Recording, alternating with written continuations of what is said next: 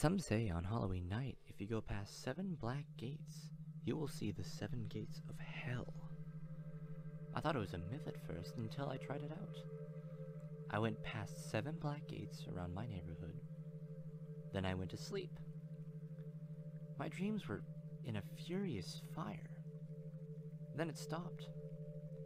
And there was a man, tall and bulky. His eyes were rather squinted, which showed his old age. His legs and hands were thin and looked like they could barely support his own weight. But then he spoke. He spoke with a scratchy and dying tone. He said, Emoclu aut et neves setag fo le. He chuckled, opened the gate. My whole body became numb, moving on its own. I couldn't fight it no matter what. Struggling didn't work. I finally gave up, and without my own control, I went past the first gate. I saw fire, showing the corpses that were horribly mutilated, desecrated, and burnt. They were sobbing so loudly that I couldn't hear the crackle of the fire. One came to me, with one eye and bullet holes all over him. He said, "We are the desecrated corpses, who do not get a proper burial. We are to stay here till Judgment Day." I went past him and to the second gate. It was a building. Inside the building was a dungeon. There were people tied up, screaming in pain. One was being sawed in half very slowly, and his body kept healing, ready to be sawed again. One was in an Iron Maiden, with the door being closed and opened, and the body looked as normal as ever.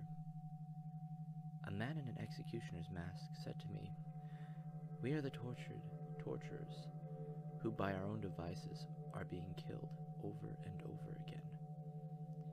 I walked past him and exited to the third gate. This time, I was in a forest.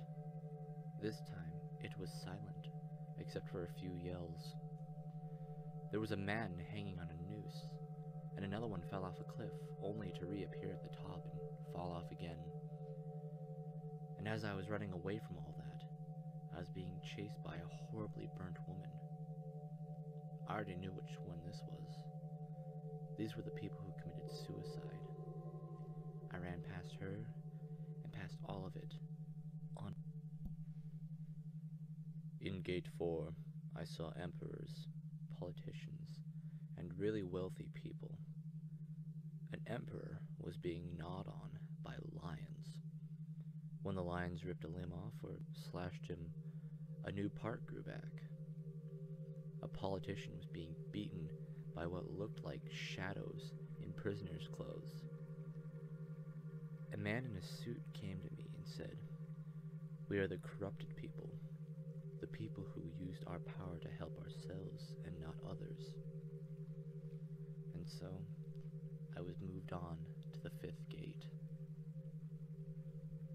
I was in another room. There was a man tied up on a bed, being lashed by floating leather spiky whips. A woman was being burnt by a lighter, but her screams and cries were being muffled by a cloth that was being used to gag her. A rather large man came up to me and said, "We are the rapists and the sexual offenders, paying for our crimes on Earth." I was so disgusted I ran to the 6th gate. I was in another room. I saw a man and a woman being stabbed, their wounds healing almost immediately. Another person being buried alive, and yet another being hit and jabbed with long floating metal bars. I could take a guess as to who these were. These were the people who ended up being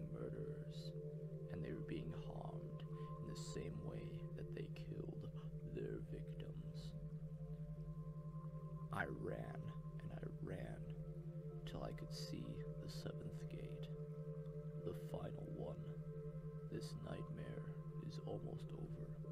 It's almost over, I said to myself.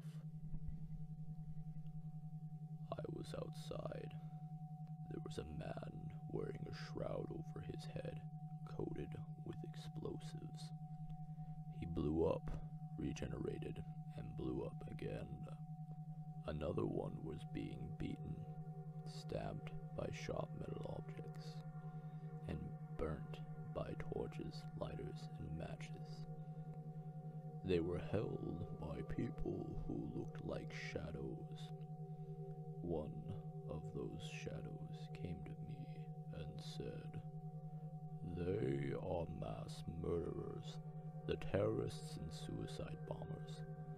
I am a shadow of one of his victims, beating him and taking revenge for killing us on Earth." I ran to the exit. When I woke up in the morning, I became horribly scared. The images of what I saw ran through my head. In fact, that's what I was thinking about the whole year. It came to Halloween time again. I didn't dare go outside at night. I just went to bed. It took me a while to sleep, but when I did, I was in front of the first gate again. There was this teenager, like me. He was staring at me. He was shocked to see me. My body then became numb. I couldn't control myself again. I said to him with a scratchy, dying tone, Emoclu ot et neves setag fo le. I chuckled and opened the gate for him. After he went inside with an expression that looked like he was fighting something and struggling, I looked at myself on a goblet filled with what looked like blood. I saw the gatekeeper. I